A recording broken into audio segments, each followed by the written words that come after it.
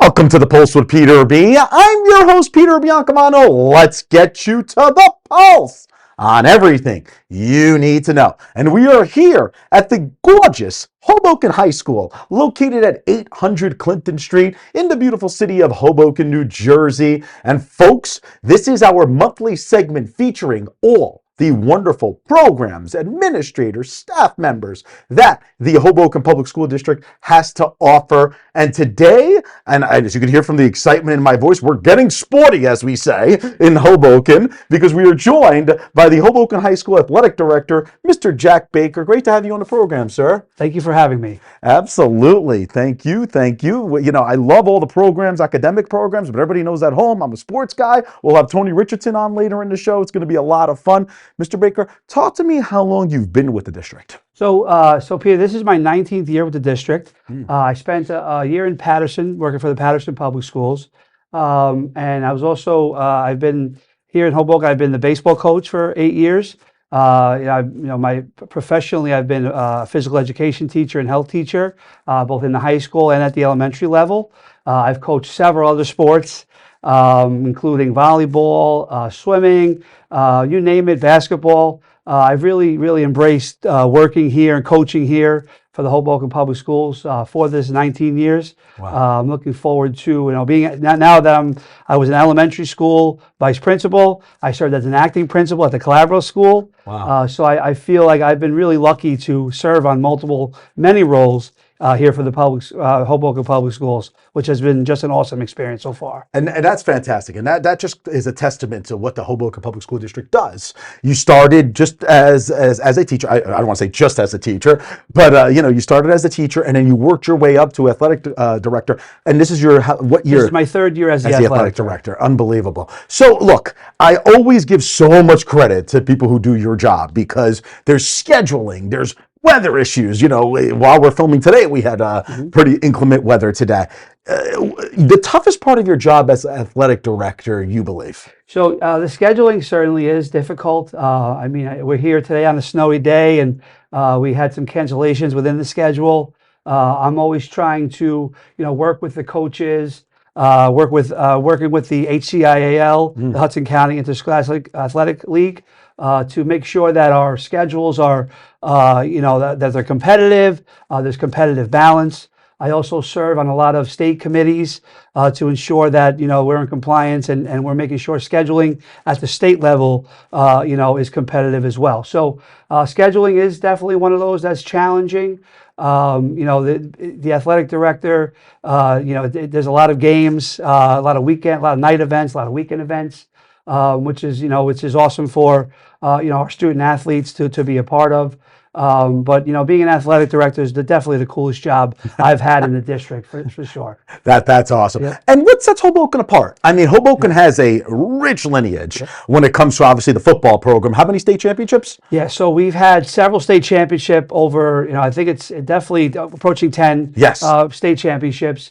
We've been so beneficial to have some great coaches. The community, the sense of civic pride within this community is just awesome. The support, both from Dr. Johnson, our assistant superintendent, Ms. Rodriguez-Gomez, our school principal, Ms. Picapietra. We have great vice principals, Mr. Williams, Mr. Ponce. We also have a director of academic support, Mr. Benway, who's able to assist our student athletes both in season, out of season. So the support is just tremendous here. And, it's really a great place to work, a great environment. In the community, like I said, the pride in being a Red Wing is just the tradition continues. And obviously, you and I spoke about this off camera, but these students are student athletes, but they're students first. Correct. So, are there any type of vigorous programs they have to go to make sure their grades are up to play in this wonderful lineage of sports? Absolutely. So the NJSIA, is really it has a detailed approach to the eligibility process. So we make sure we monitor our student athletes throughout the season to make sure they're keeping up with, the requirements, 15 credits per semester. And like I said, if any of our student athletes need assistance, during the school year, they could, go to Mr. Benway and the Academic Support Center. We encourage our student athletes to sign up for the NCAA Clearinghouse.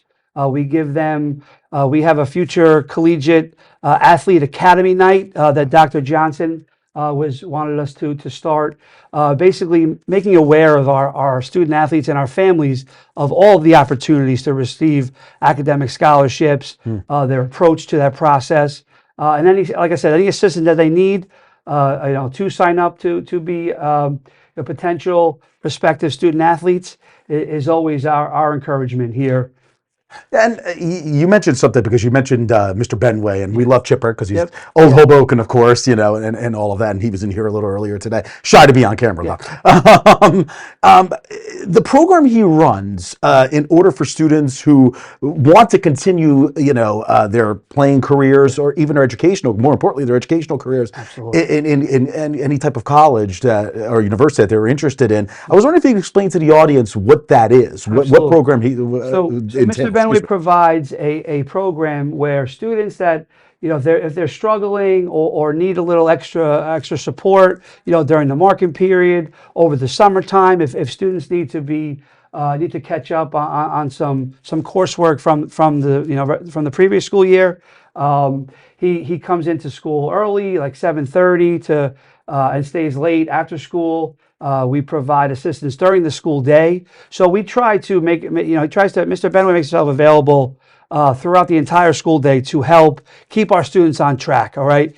And we've established a little model of some catch-up opportunities, right? So, and as the athletic director, I really I promote our student athletes to be responsible and be ahead and make sure that they, if they know they're going to have some assignments that are due, to really, plan ahead, basically. And if they need to, plan with other students, they have the opportunity to use the Academic Support Center to catch up on their work. That is fantastic. And your role as athletic director is more than just the high school. You and I were talking before the segment started about what you do district-wide. And I think that's important because we do have parents watching us who might have a son or daughter in the elementary school to middle school. Absolutely. And I appreciate you bringing up that aspect because, serving in this district, pretty much K to 12 at some point of my career, I have a really good relationship with all of our families, and I know it goes so fast to see some of the students that I taught at Calabro School now are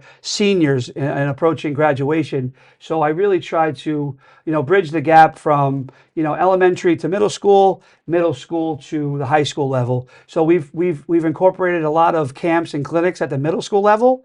So we can connect our high school head coaches, our assistant coaches, our players with the middle school students coming up. Right?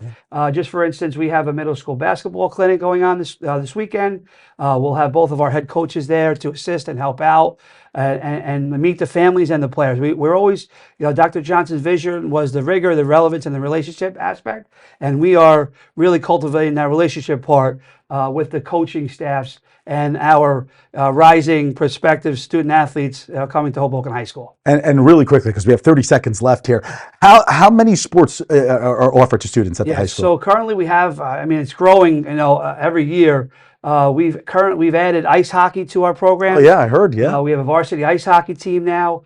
We have girls lacrosse that are participating. The ice hockey's with Weehawken, correct? Yep, yeah, co-op with Weehawken and lacrosse. Right. Girls and boys lacrosse and ice hockey. Right. Which has been an amazing experience. Our wrestling program is growing. We are able to host wrestling matches here at Hoboken High School now, which the community is really embracing.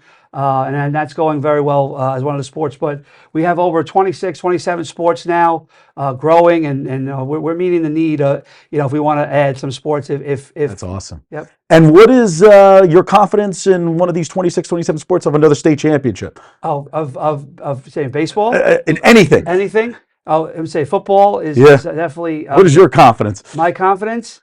I really love, all of our sports holistically, but I say as an athletic director. But, basketball, we lost in a state championship last year. Oh, Volleyball, we lost in a state championship. But, with having these conversations where we're in the state championship, those losses are good teachable moments for our I love community that. and our student athletes.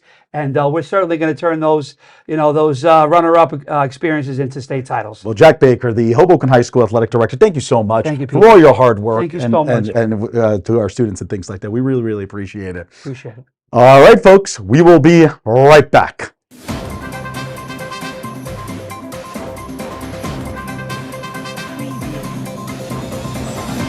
Peter Biancamano, your hostess with the mostest of the Pulse with Peter B. Folks, don't forget to go on our Facebook and our Instagram pages by searching The Pulse with Peter B. and like and follow us on each of those platforms. We're constantly updating those pages with previews of each week's segments and cool stories. Also, if you have any questions, feel free to reach out to our email address at thepulsewithpeterb@gmail.com. Welcome back. I'm your host with the most, Josh Sotomayor Einstein. I'm so glad that you stuck with us. And then also, I'm glad to be joined not by that bum Biancamano, but by my friends, Anthony Romano, chairman of the Hudson County Board of Commissioners. Josh, thank you very much. Thanks so much for joining us today. For people that out there in TV land and on the internet that may have forgotten, we now call the Board of Freeholders the County Board of Commissioners. And I'm so glad to hear that you're still the chairperson. It's an honor. And that, we're talking in this wonderful new year once again. So tell us what's coming up in 2024 for the county. Well, first and foremost, I'd like to wish everyone out there in the audience a happy new year. Likewise to you, Josh, and to my dear friend Peter, and on the loss of his beloved grandmother, our condolences. We have the pleasure of being here too today in some place that's special to my heart, as I see the Red Wing behind me, and very proud of my still involvement with the school. I taught here for 7 years as a young police officer. And it was a wonderful experience. And the graduates, students that I had went on to so many different professions. And working now too with distinguished Dr. Johnson, our superintendent of schools, and the dynamic athletic director, who I had the privilege of watching. He was a great ball player with my son on St. Peter's Prep baseball team. He's doing a wonderful, amazing job, Jack. And we hope to continue to support him in any way we can. So what we have for the board this year, as you know, we have a new county executive, Craig Guy, the former chief of staff, Jersey City Police Lieutenant, retired, who's, I think, going to do an amazing job. He's been groomed for this for 20 years. He's been the chief of staff, the deputy chief of staff first, and the chief of staff, and now he's in the big chair. And he's very concerned about what we can do for the constituents that need us the most. I think you're going to see a continuation of our parks, which I think are a centerpiece of our county government. Our county schools, the schools of technology, are now also advancing to a satellite in Bayonne and a new special school down by Liberty State Science Center. And our community college, which I'm fortunate to be on the board along with Kenny Kopaz, which has grown to be probably the top 2 community colleges in this state. So that's a good sign. We have continued our social services agenda for, again, helping those that need us the most, especially during these tough financial times. And you have, so many different people that have so many different needs. We also are homeless. We have our, in the winter, we have our warming center out there in Kearney, which is important. So we never forget our homeless, and that's important. On that topic, how many warming centers are there in Hudson County? There's only one that we run. Mhm. We run the only one that I know of. And What's the capacity on that? Do you know? oh yeah, we can go easy, a couple hundred if we have to. We bought all new equipment last year for it, and it's it's not an easy thing. A lot of times you can't force people to go to the warming center. So that's something that some people don't understand when they see someone that's homeless there in the cold. Well, how come he's not in the warming center? You can't force people to go there. But it's a priority of both the Board of Commissioners and the new county executive, Craig Guy, to ensure that we can provide the most, again, for those that need us. Mm-hmm. Well, that's definitely a whole bunch of stuff. And I know, when you were talking before, we wished everyone a happy new year. I'd also, like to mention that, MLK Day just passed. Yes. And that's one of my definitely my top five, important holidays. For me, it's Passover, July 4th, Thanksgiving, and MLK Day, just because it's You so, forgot Hanukkah, you Yom know, Kippur, and Rosh I Hashanah. said my favorites. Okay. So I didn't say the most important Jewish No, I holidays. thought your So, favorites. no, Passover because my mom's cooking. July 4th because America. MLK Day because he's an amazing man that, made America keep to the promissory note that was our founding documents. And Thanksgiving because, again, I like my mom's cooking. So, But it is amazing. I mean, happy again, Martin Luther King Day to all those that are listening in the audience. It's an amazing man because of the fact that he kept it to be so nonviolent. And that is an amazing trait that he had. And unfortunately, it led to his demise and his death. But his beliefs have to be carried on because as we see all around the world what's going on, whether it be in Gaza, whether it be what's going on with the Somali pirates, violence seems to has shown its ugly face in so many different areas of the world, and even right here, where in our own country, where in some areas crime has accelerated. Oh yeah, no, there's lots of things to love about MLK. One of the things I like about him as a conservative Republican is that he was an advocate for gun rights. Because he, as a man that lived under a lot of threats, he wanted to be able to defend himself and his family. And so people think that's incongruent because they see a man that marched for civil rights in peaceful protests. And there's a difference, both are really good things, right? Going on peaceful protests to make your point in the body public to try to persuade people to agree with you, especially when you're advocating for civil individual rights of people that were being persecuted, like the Black community. But then also, if someone comes at you, you have to be able to defend yourself. Well, that's And part he of understood both equality, I those. would think, an equal right Mhm. to possess, if you don't have a criminal record, a weapon for target practice purposes. And I think that, again, Martin Luther King preached equality. Amen So to that that. transcends Republican, Democrats, liberals, conservatives, and again, an amazing man. Agreed. Very, very much so. So we only got about a minute and a couple more seconds left. What else do you have to say to everyone out there in TV land and on the internets? Well, I think it's important that our young people become more involved in different levels of government. Obviously, social media has created false news on some areas, and it's a constant, it's become an addiction for many of our young people to, have this social media frenzy. But I think that personal interaction is so much more important. I think that we can't lose the fact that while, for example, virtual meetings are, should be not the norm, they should be the exception. People need to get back and get this economy moving by coming back to work, interacting with their coworkers, with their clients, and then it's a trickle down effect where the restaurants in that area get business. This is where the dry clean is, and we want the economy to grow. We're in a tough area. The interest rate is now hit almost 10. I mean, which is it's a very scary. They were comparing the price of milk from only 20 years ago to now, or 15 years ago, and you could see the difference with gasoline and all.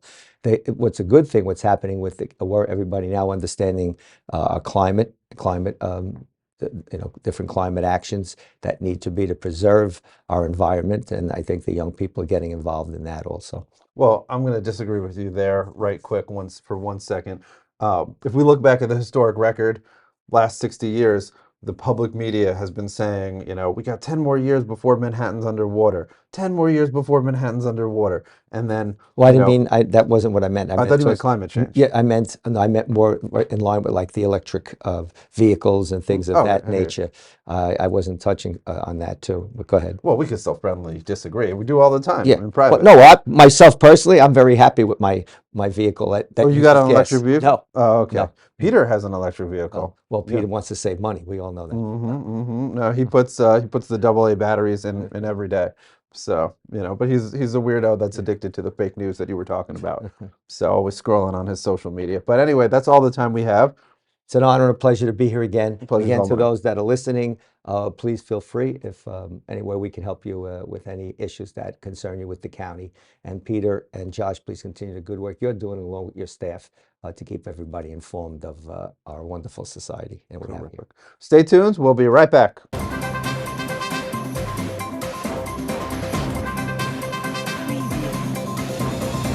Peter Biancamano back with you.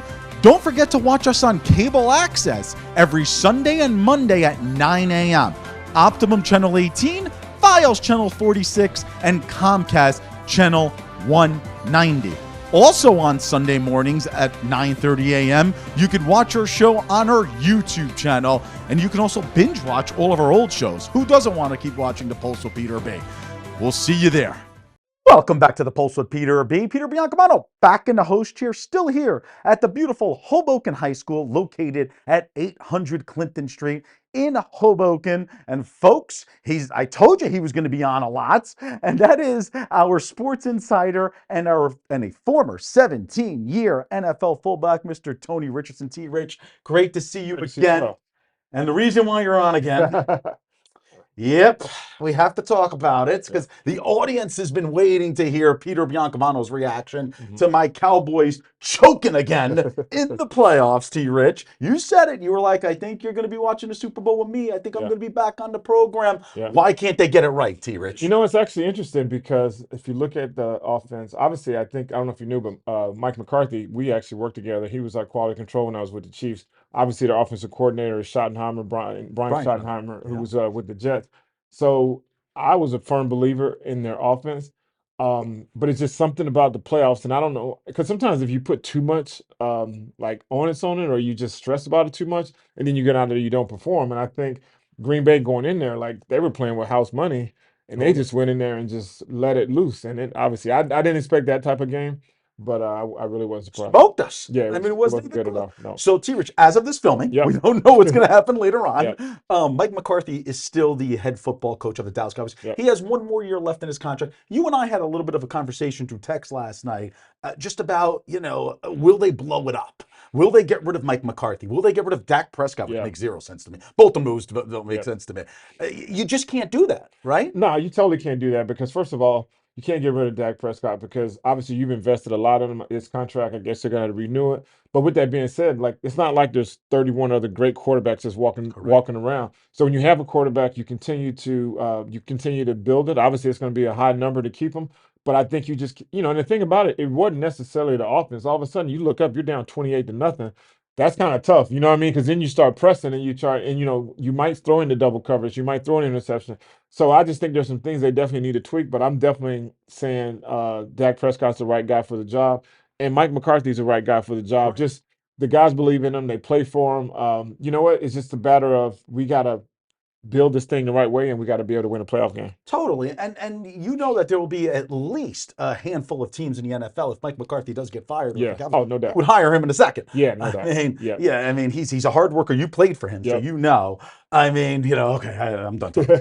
Let's move on. The next season. I guess the one good thing is, T-Rich, you know that I'm a season ticket holder for the Cowboys. You know what I mean? Now, I guess my season tickets won't go up, right? Well, no, they're definitely going up because that's Jerry's world. You know, Jerry's one of the greatest businessmen I think we've ever seen. You think about this, like the Jets obviously had an off year. They raised ticket prices and didn't even make the playoffs. So you could imagine if Jerry made the playoffs and obviously bring Dak back and with Michael Parsons, the tickets are going up. And you're right about the defense, by the way. When you let up a 48 burger, you know what I'm saying? Well, the style of defense that the Cowboys are great at is when they're up 14 points, when they're up 21 points. Then guess what? You can pin your ears back. No threat of the run. You get after the quarterback, and next thing you know, it's a landslide. So that's the biggest thing you have to do is maybe. And I thought Green Bay did it. I don't want to keep talking about the game, but the best thing they did was take the ball first because they said, "Man, if we go down and let them score first, it's 7-0. We're behind the 8 ball. Michael Parsons is going to pin his ears back, doing dog crawls and all the other kind of stuff. Right, And so they did. right. And so Green Bay took the ball, went straight down the field, put the pressure back on them, and that's what they need to do is, obviously start fast. All right, we're moving on. The pain here, the Yeah. pain. Anyway, today is 2 more games in a divisional Yeah. round. Later on, we do have Tampa Bay. Okay, at the beginning of the year, T. Rich, Yep. you were on the show plenty of times in the Yep. beginning of the year. Did you think that in January we were going to be talking about the Tampa Bay Buccaneers versus the Detroit Lions, in the NFL divisional round? I couldn't have saw it. I would have definitely said maybe Detroit because I kind of see where they were building.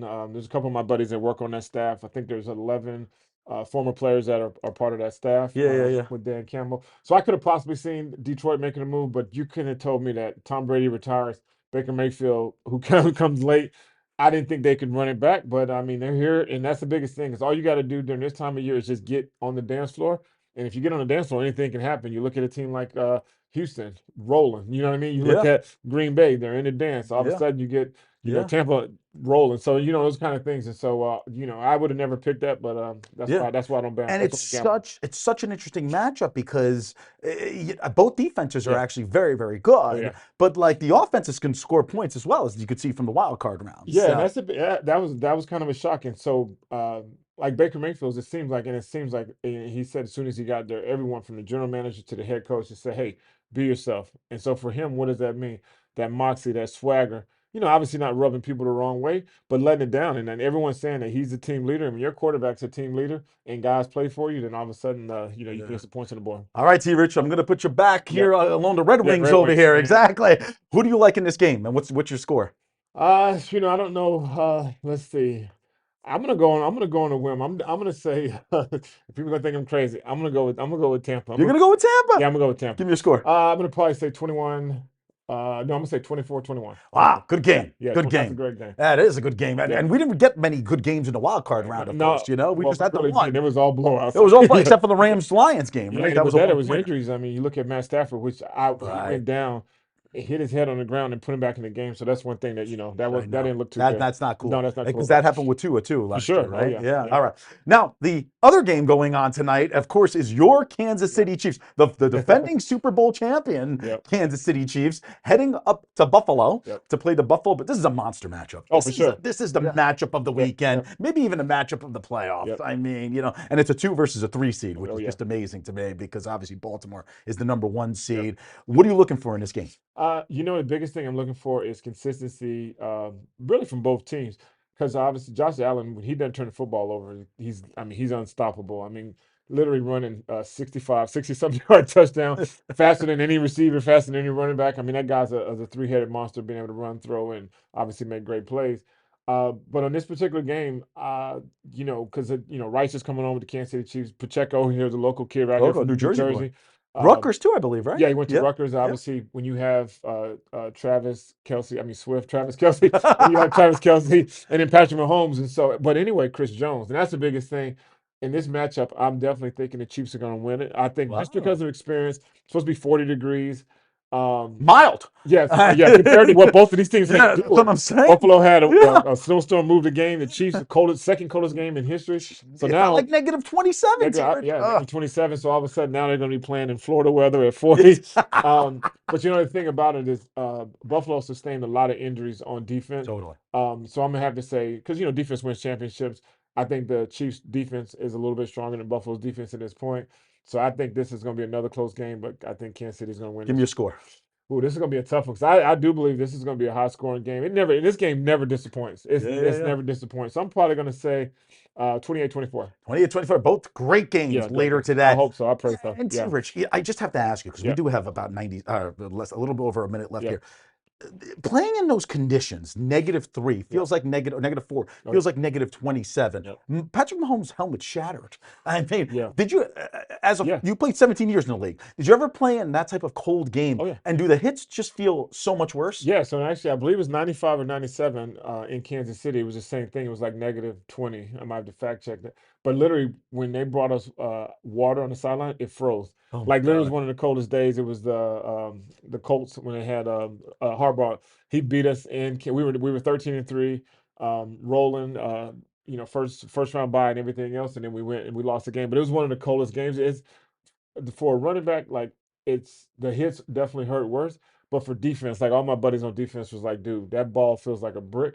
And when you hit someone and pads start popping, it's definitely cold out there. Well, Tony Richardson, former 17-year NFL fullback, and of course, more importantly now, a Pulse Sports Insider. Thank you so Thanks, much. brother. We'll see if your predictions are, and you're going to be back on for the championship week. Yeah. We're going to Well, listen, we'll be able to watch Super Bowl together. Don't remind me, T. Rich. Thanks again, buddy. Yeah. All right, folks, join us next week for The Pulse on everything you need to know. I'm Peter Biancamano. I hope you have a great week, everybody.